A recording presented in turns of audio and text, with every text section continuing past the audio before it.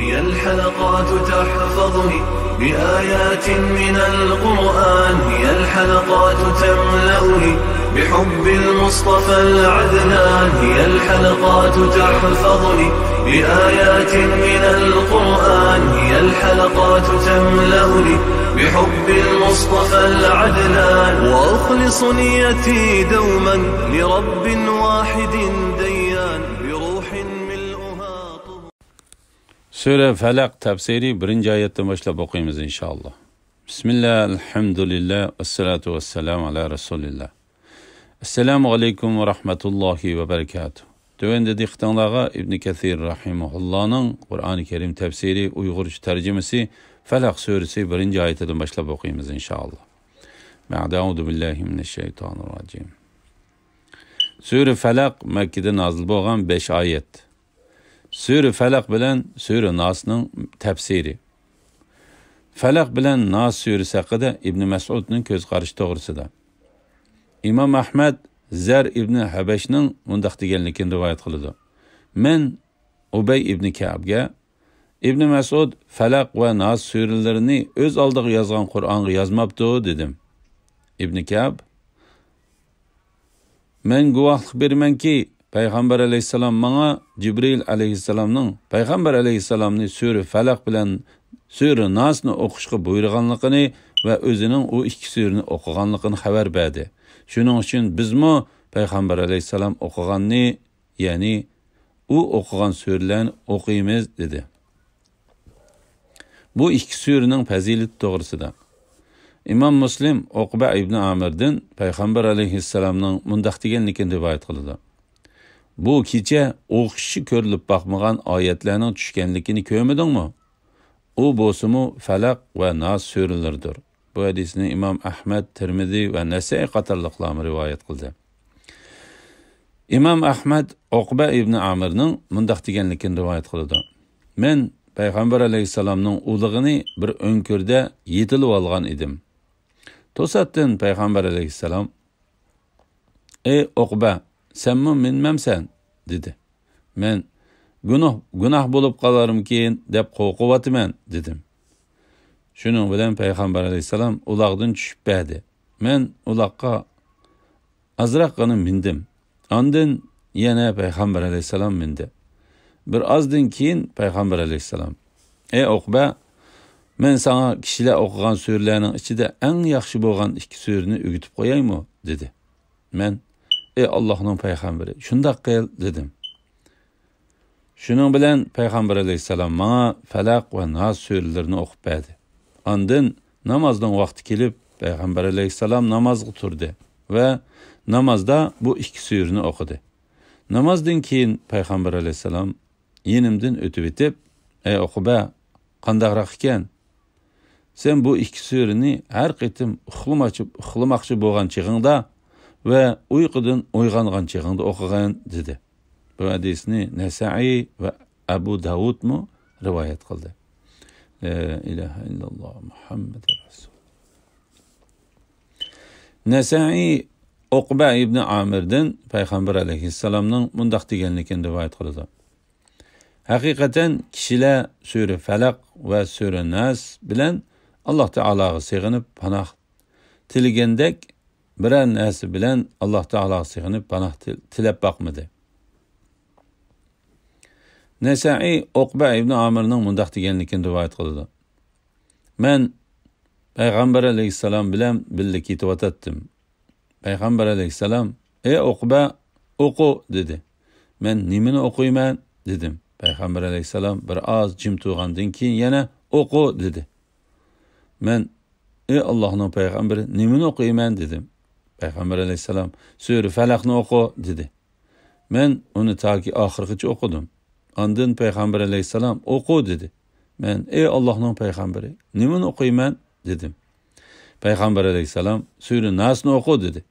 Men uni taki oxirigacha o'qidim.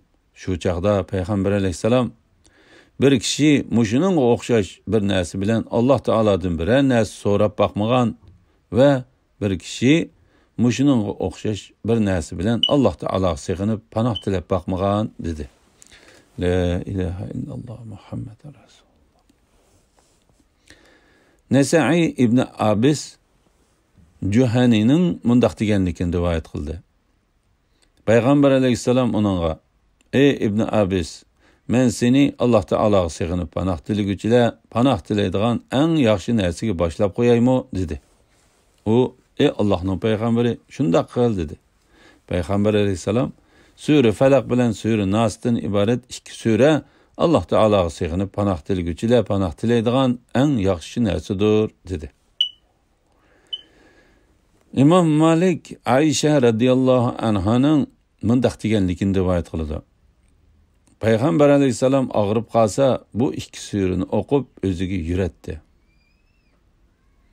Payg'ambar alayhissalomning kesili bak ig'irlashib qolganda, bularni men o'qib Payg'ambar alayhissalomning qo'lining barakatini umid qilib, o'zining qo'li bilan o'ziga yurib qo'yatdim. Bu hadisni Imom Buxoriy, Abu Davud, Nesai va Ibn Majah qatorliqlar rivoyat qildi. La ilaha illalloh Muhammadur Rasululloh. Abu Saidning mundaq deganligi rivoyat qilindi. Payg'ambar alayhissalom jin va insonlarning ko'zlari tegib qolishdan boshqa duolar bilan Alloh taologa sig'inib panoh tilaydi. Sura Falaq bilan Sura Nas tushgan edi. Payg'ambar alayhissalom bu ikki sura bilan panoh tilab, bu ikki suradan boshqa bir narsa bilan panoh tilashni tashladi. Bu asarni Tirmizi, Nasai va Ibn Majah qatorliqlar rivoyat qildi. Bismillahirrohmanirrohim. Nihoyat shafqatli va mehribon Allohning ismi bilan boshlayman.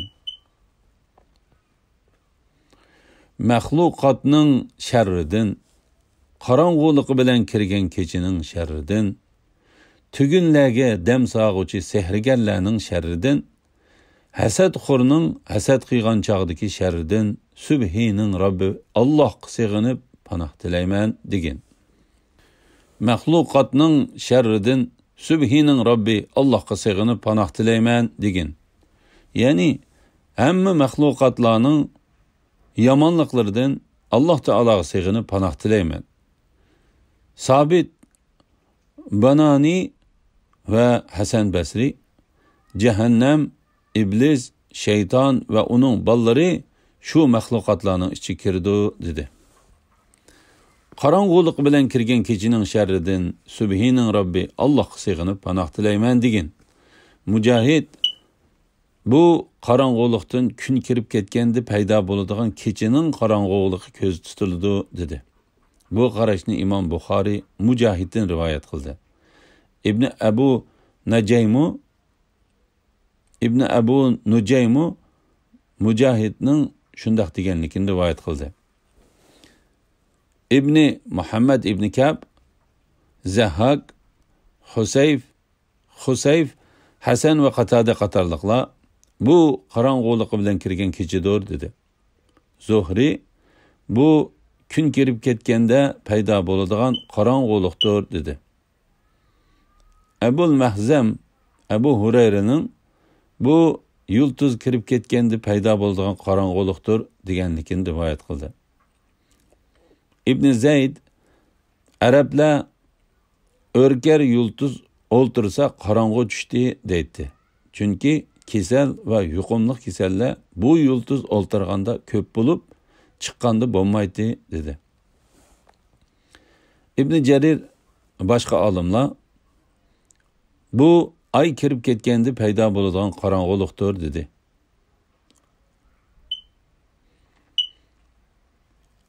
İmam Ahmed rivoyat qilgan tuvendiki hadis bularning dalilidir.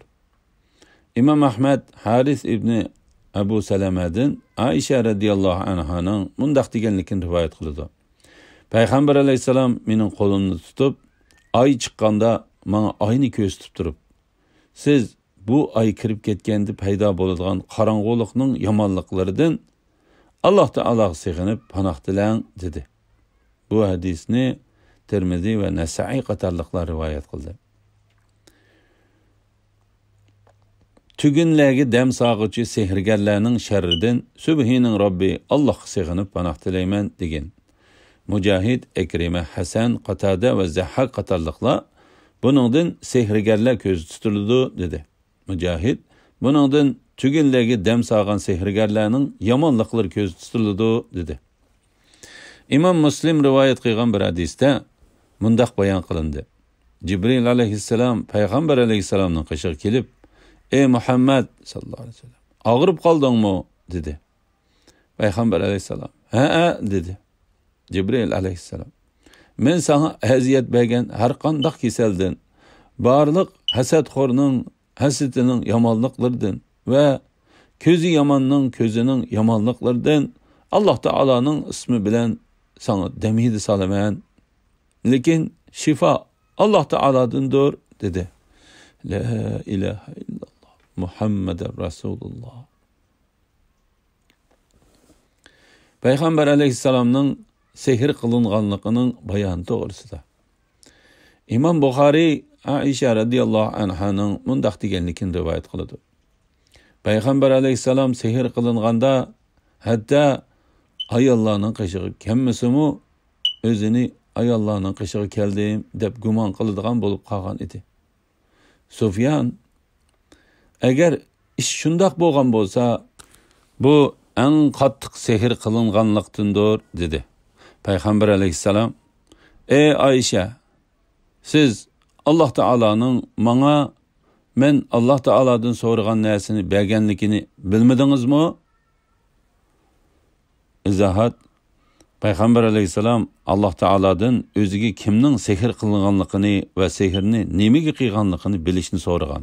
Izohat tugidi. Qishimga ikki kishi kelib, biri beshimda, yana biri oyog'imda o'ltirdi. Beshimda o'ltirgani, oyog'imda o'ltirganiga "Bu odamning ahvoli qandoq?" dedi. Oyog'imda o'ltirgani, "Bu sehr qilinibdi" dedi. Beshimda o'ltirgani, "Unaga kim sehr qilibdi? Kim sehr qilibdi?" dedi. Oyog'imda o'ltirgani, "Labid ibn Asam" dedi. U Zurayq jamoatidan bo'lib, Yahudilarning ittifoqdoshi bo'lgan bir munofiq edi. Beshimda o'ltirgani, "Sehrni nimaga qilibdi?" dedi. Oyog'imda o'ltirgani, "Tag'oq bilan boshtarganda tushgan chashqa" dedi. Beshimda o'ltirgani, "U, ya'ni tag'oq bilan choch qayerda?" dedi. Oyog'imda o'ltirgani, "U xormining erkak chichigining bergisiga yugab, Zarvon quduqidagi toshning ostida qo'yilgan" dedi. Ondan Payg'ambar alayhissalom shu quduqning qishig'i kelib, u narsalarni chiqarib, "Men ko'rsatilgan quduq mana shu. Uning suyi xuddi xana aralashtirilgandekdir va uning xomillari, ya'ni u quduqning suvlarida sug'urilgan xomilar xuddi shaytonlarning beshidek" dedi. U narsalar quduqdan chiqarib ilindi. Men Payg'ambar alayhissalomga, "Buningga o'qilgan sehrni qaytarmamsan?" dedim. Payg'ambar alayhissalom, "Alloh menga shifolik berdi. Men biror kishining ustidan faloni menga sehr qilibdi deb yomonlik taratishni yomon ko'raman" dedi. La ilaha illalloh Muhammeden Resulullah. Elhamdülillah. Alloh taolaga shukrlar bo'lsin. Shuning bilan sura Falaqning tafsiri tugadi. Va sallallohu ala Muhammad va ala alihi va sahbihi ajma'in. Assalomu alaykum va rahmatullohi va barakatuh.